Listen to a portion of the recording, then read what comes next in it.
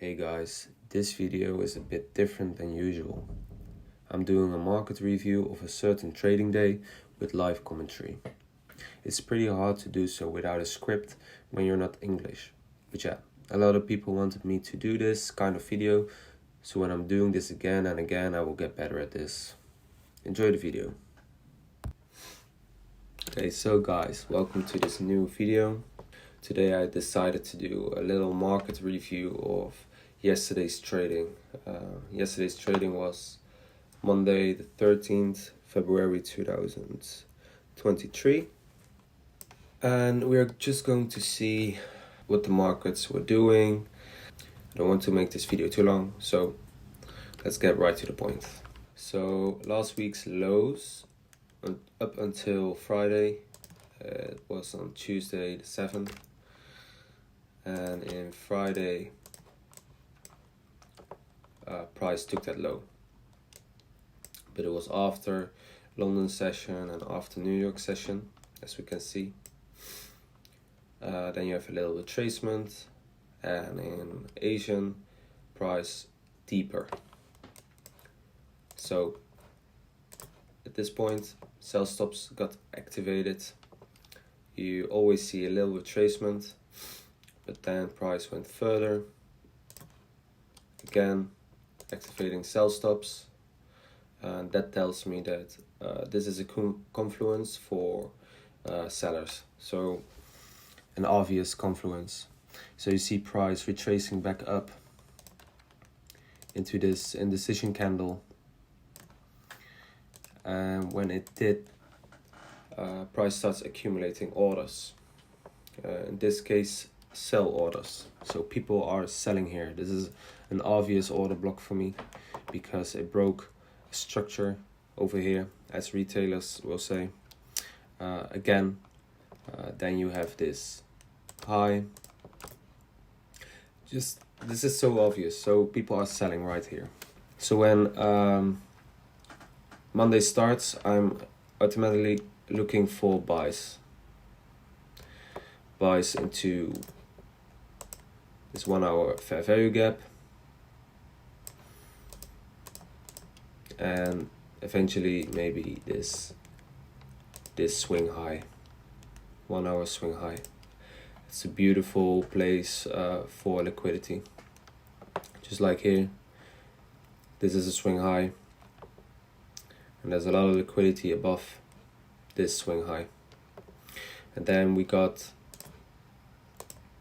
this fair value gap if price wants to go higher. Let's focus on this day, on Monday. Let me see. Okay, so we got our turtle soup here, sell stops activated. Then we got our market shift here, and our market shift is extra strong because price went into this bearish order block, and I see that as inducement of sellers. So price is accumulating sellers here.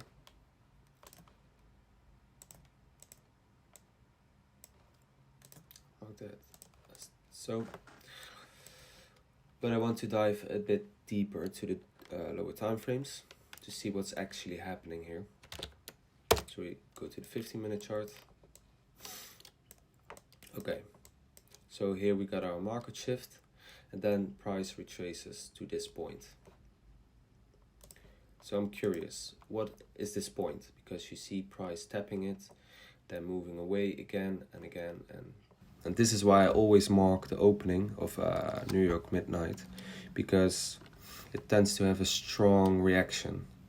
So this is the opening of the New York midnight, like that, and you see price coming back to the opening and then reacting of it. You can go to other days. It's not happening every day, but it happens more often than you think. And when your bias is clear, yeah, it's a great confluence. If it respects the open of the midnight and it goes away, you can look for other entries like this fair value gap. It respects that fair value gap as well, as you can see here. But there's more confluences you can look for. For example, if you take the Fibonacci tool, you have this sweet spot, the optimal trade entry, as ICT says. You see price coming into the optimal trade entry as well. It also aligns with the midnight open. But that's not all. We got one more. If you go to the 1 hour time frame, you got this bearish candle before it made that market shift. I mark the body. It also aligns with the opening. I go back to the 50-minute, and you see it respects the order block as well. So in London, we took out the Asian high, we took out short-term high, price retraced. So you might think, I'm gonna sell here. Let's see if there's a sell. Maybe on the 3-minute. Because this is the first low. See, when this happens, you got those nasty equal lows, and price tends to take them out often. So if price did not take this low for our market shift, I will still see this as a sort of inducement. If price reacts off this, I know it eventually will take these equal lows out. It might not happen though. Yeah, there's always a possibility that these two lows will hold. But I'm expecting when price taps into this inducement block, as I call it that way, that price will retrace to a certain point. Always the 50%. Like you will see it will react to that as well. So here price doesn't tap the 50%, but it retraces. Then it goes a bit deeper, like 50%, but it's not that it's exactly the 50%, it's always around 50%. So it goes a bit lower than the 50%, but you see a strong reaction. It's a really strong reaction. But that's like a target to aim for. So if we got, say for example, this is our market shift, but we see that's equal lows in this case. Price trades up into this last up candle, our order block. Before going down, we take a sell here.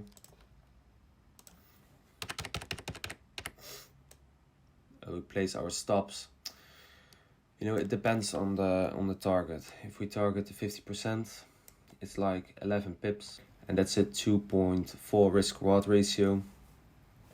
It's not that good, you know. So I want to go for a 3 risk-reward ratio. That's 3.7 pips. So we did not get taken out in this point. So this could be a trade, just a counter trade. This is a counter trade. This is our move in London. In London, we were going for sells.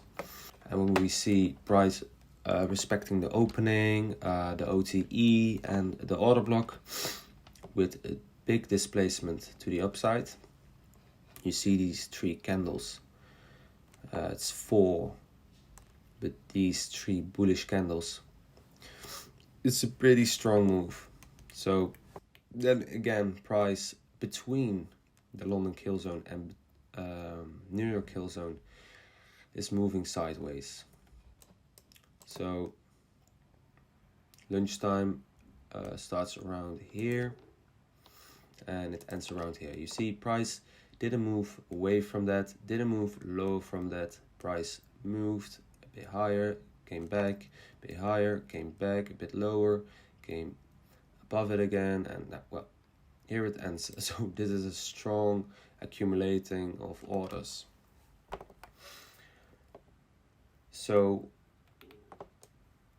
then we go back to the higher time frame, and we think, why is it on which side is it accumulating more, on the buy side or the sell side? So when we take this inducement block and these sell stops, and we see it also as structure breaks, I'm tending to go for the sell side. It's accumulating sellers, because people see this first touch and they think, okay, it's reactive of that, and now it's accumulating sellers around this area. You see this massive order block. People are selling here. Okay, so then New York kill zone starts. Price has a big displacement to the upside. First of all, taking these early sellers out. You always have that second move or that second wave of sellers. You know, you don't want to be the early sellers, so the early sellers are taken out here. Price took out these sellers after it went into this big fair value gap. You know, price needs to rebalance this big displacement, and it did it here. Okay. Now we wait again. And what do we see? Price comes back, respects. I always mark the body of the candles. It respects the bearish candle, the last bearish candle before that big displacement. And then the body, it respects that. So see if we can get an entry on the 1 minute time frame. So here price taps that order block, it goes higher, it breaks this high, but it's not as strong as this high, you know, because this is the last high before entering that order block. So we are actually waiting for this high to be broken. Okay, so price taps again, and this is interesting because you can wait for this high to be taken, but as you can see, when it tapped the order block for the second time precisely, it also made a turtle soup. You see here price makes a low, goes higher, breaks that low, but then breaks the high before this low got broken. Yeah, so our simply the ICT 22 mentorship.